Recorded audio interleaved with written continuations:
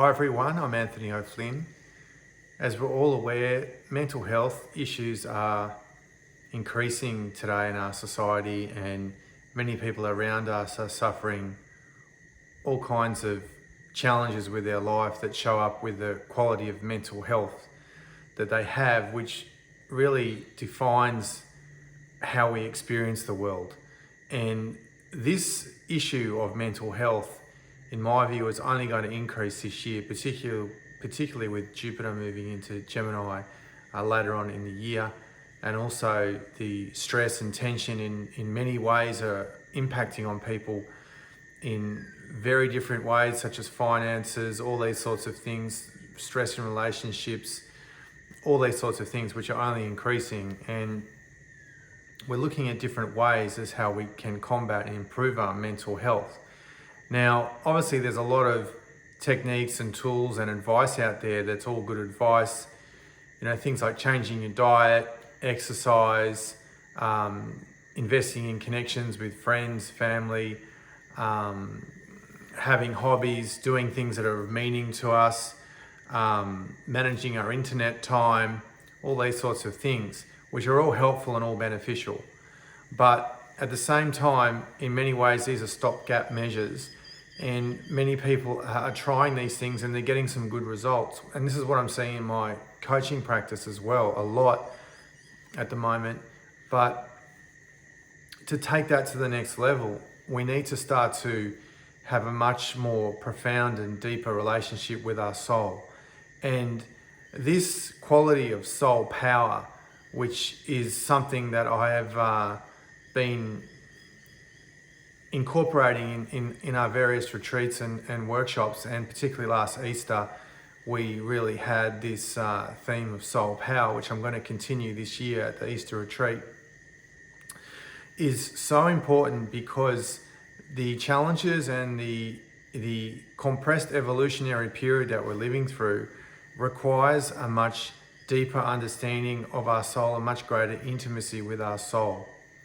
And when we can awaken this aspect of our being and develop this aspect of our being, we then can be much more intimate and in touch with our pain rather than pushing it away, or all the classic aspects of spiritual bypassing, which is very common for a lot of people trying to develop themselves in the personal development industry and heal from these things.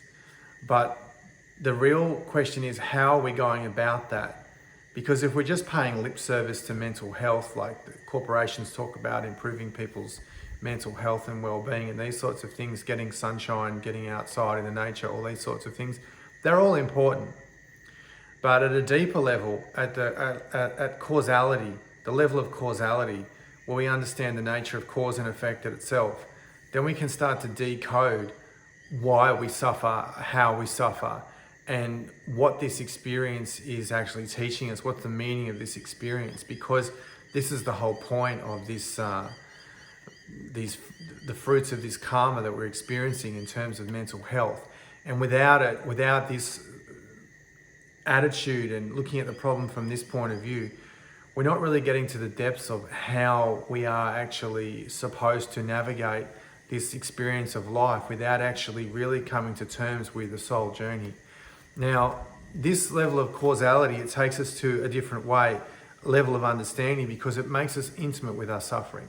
And when we do that, it also means that we're actually not pushing our pain away, trying to avoid our pain, trying to just have this toxic positivity and so on. That we're actually starting to become more in touch with who we really are and in touch with the agenda of the soul. And this is where a lot of the suffering that is added on to whatever layer of suffering people are experiencing with their mental health and more broadly, all aspects of their life, is that we often only narrowly look at our experience in terms of the ego and what the ego is wanting to experience. Now, we all know that if the ego got to fulfill all its desires, there'd be a lot more people on this planet that were extremely wealthy, extremely successful, extremely famous, extremely creative, all these sorts of things. But as we all know, and we journey through life, the ego isn't always satisfied or doesn't get to that level of building net worth, or that level of fulfillment, or that level of contentment, or that level of success in their career, or fulfillment in a relationship, whatever it is. And this means that we're starting to understand that there are two agendas at play, and we only focus probably 80 to 90%, probably greater for a lot of people, just on this one aspect, which is the agenda of the ego. So the ego is full of desires. We want this, we want to experience this, we want to have this, we want to know about this, all these things. But then as we journey through life, we realize that we're actually on a much more narrow band of experience than what the ego would like. So the question is, why is that? And what is the purpose of that? Well, to simplify for the context of this video, it's really that the ego and the soul are having two separate agendas. And until we can understand the agenda of the soul, we cannot really actually navigate our way through this life and have a more balanced and more deeper and more authentic understanding of our life journey. When we only focus from the aspect of the ego, which most people will do by default, because this is the whole point, because the majority of the population has a very, very superficial, limited connection to their soul. And it's not that this is necessarily a bad thing, it's just that people are not calling out for this experience, they're not calling out for this wisdom of the soul. We are in a world of complete distractions all the time, we're distracted. And part of that is the desire, the bright shiny object, the ego wants this, without really becoming truly in touch with the soul. And to go into this a little bit deeper, at least to put this point in the context of this video, is that one of the reasons for that is people are actually scared of what they'll find. They're actually scared if they look within, what they'll actually see, what they'll experience, what will that change in their perception of themselves. And yet the journey of this in itself, in terms of spirituality or even just personal development, is much, much richer and more profound and deeper, and gives us this insights into who we are and what soul agreements have been made before we incarnate, what the soul is wanting to experience, why does the soul want to suffer. And it really comes back to the idea of this evolutionary process that the soul has, and what the soul wants to learn, and in what aspects of our life it wants to grow, because this will be very unique for everybody. This is not something that will be standard. It'll be very individualistic. But having said that, there are collective lessons that we're learning along the way, particularly in this lifetime, as we are on the threshold of this quantum evolutionary leap.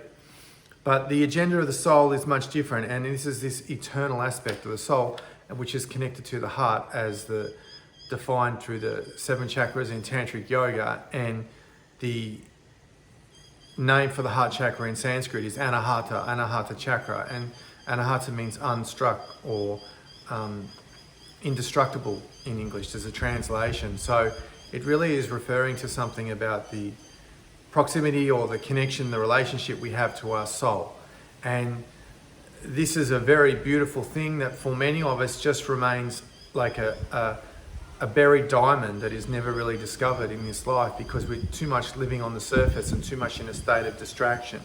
So this is one of the important themes of the Easter retreat, and we'll be actually developing this theme also with the Navigating the Shift retreat. Both of these retreats are in the Gold Coast Hinterland. Obviously the Easter retreat's at Easter, and the Navigating the Shift retreat is in May. And this quality of soul power, to bring forward this soul power, to allow the soul to shine, to have a greater opening in our consciousness, a deeper connection, a more profound relationship, is really the quality that we need to develop the most as we move through this colossal paradigm shift at a global level. And I see many people, which I'll speak about in another video, are putting their time and energy into different aspects of developing and so on, not just in terms of career and so on. But ultimately, is this quality of this soul power. How can we embrace our suffering? How can we integrate our suffering? How can we use our suffering as like a guide, a map for the direction of our soul? And what can we learn from it? And there are obviously many different techniques to do this, which we'll be integrating at these retreats. But one of the big ones is stillness. And as we all know in today's society, there's so many distractions, particularly with the internet, the mobile phone and so on, that we're really not coming to a place where we're centered, where we're balanced, and when we actually can just allow this true wisdom of the soul to unfold and to connect with it in this place of stillness, because this is where the real gold is.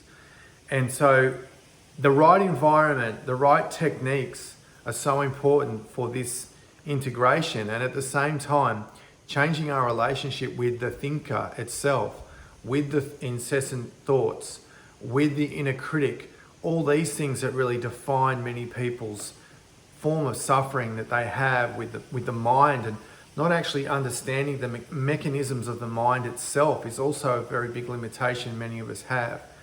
And so these themes of actually entering a state of true stillness, of allowing that stillness to create the space for the wisdom of the soul to emerge, that is so important to help us move through this shift. Because without it, we're just relying, it's a bit like we're lost at sea. We're just relying on wishful thinking, on hopium, and some other qualities. But the soul can guide us if we have the wisdom and we have the tools, the techniques, the right environment to show us the way forward.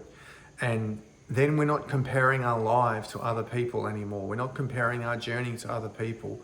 We are much more turning inward, much more turning within, to really understand this very, very soft voice of the soul that is really the one that's in control of everything in our life. But it's like a silent captain of the ship that isn't interested in things and going off the course of the soul. The soul is really in charge. It's just that we don't have the access to the aspect of our being to understand that, to see it, to know this. And so these two agendas, the agenda of the ego and the agenda of the soul, they can be quite polarized in a way. And if we're just like being tormented by this monkey mind and these thoughts and this inner critic and all these things all the time, the soul is in the back seat, and we need to bring forward the messages that can come that are very, very deeply personal and very, very profound and very insightful for our destiny in this lifetime. Thanks for watching. We live in epic times.